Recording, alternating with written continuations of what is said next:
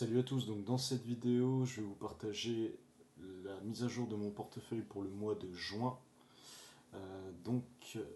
Par rapport au mois dernier, donc Novo était à 277, l'action est maintenant à 322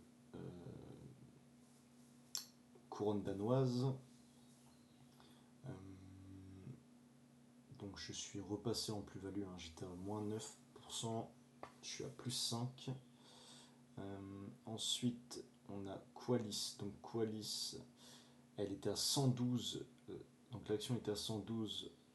Maintenant, elle est passée à 146. Euh,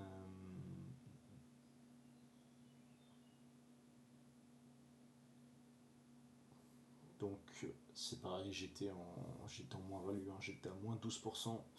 Je suis maintenant à plus 14%. Ensuite, on a Fiserv.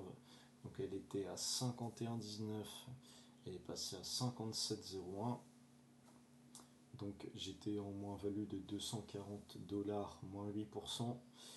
Et euh, maintenant je suis à moins 522, moins 17%. Donc Fiserv qui continue de descendre.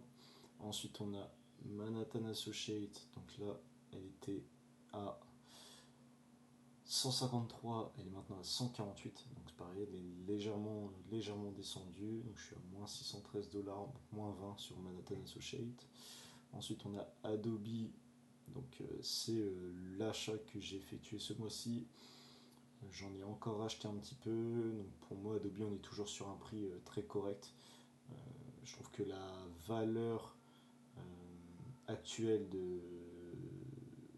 d'Adobe est vraiment inférieure à sa valeur réelle pour moi.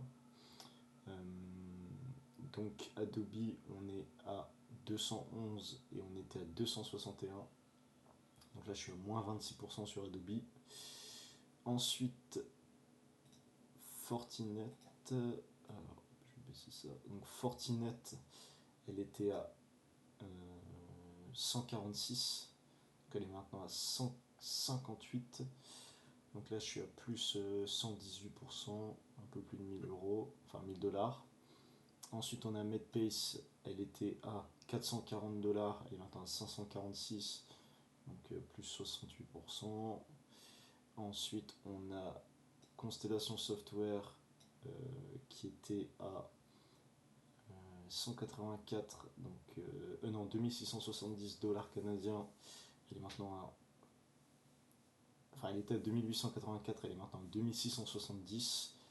Donc là, j'ai perdu un petit peu de plus-value.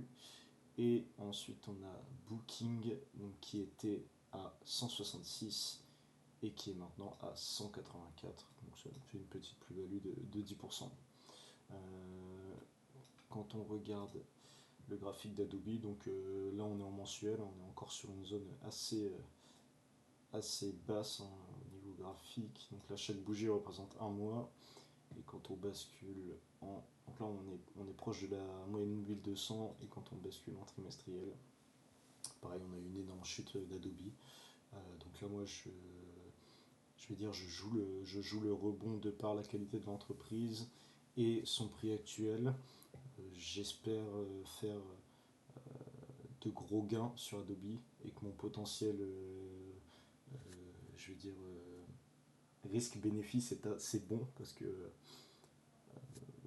au contraire, hein, de ce que la plupart des personnes pensent, hein, c'est pas plus on prend de risques, plus on prend de risques de. Enfin, plus on prend des gros risques, plus on a de chances de faire de gros gains. Au contraire, en bourse, pour moi, c'est l'inverse, hein. C'est au moment où l'action a le plus chuté, euh, c'est à ce moment-là où votre performance peut vraiment être incroyable. Et pas à l'inverse, hein. L'idée, c'est de se dire, avec un scénario positif slash vraiment neutre, j'ai quand même un potentiel de gain. Euh, donc ça, c'est pour Adobe. Ensuite, on va regarder la performance pour le mois de juin et en cumulatif. Alors, donc pour le mois de juin, donc on va prendre depuis le début.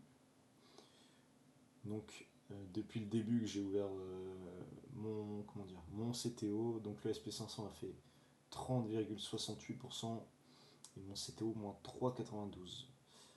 Quand on annualise, donc ça fait 15,77 par an pour le SP500 et moins de 17 pour mon portefeuille.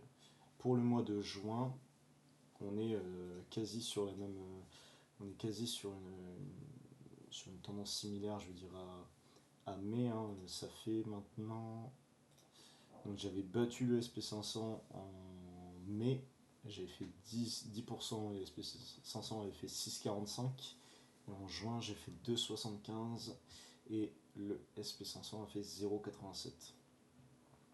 Quand on regarde en cumulatif, donc depuis le début, donc le SP500 fait 30% et moi simplement 0,14. Donc c'est à peine maintenant que je repasse, je vais dire, dans le vert.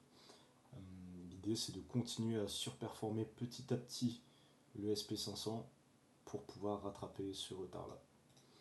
Donc voilà, on se retrouve pour une prochaine vidéo. Allez, ciao.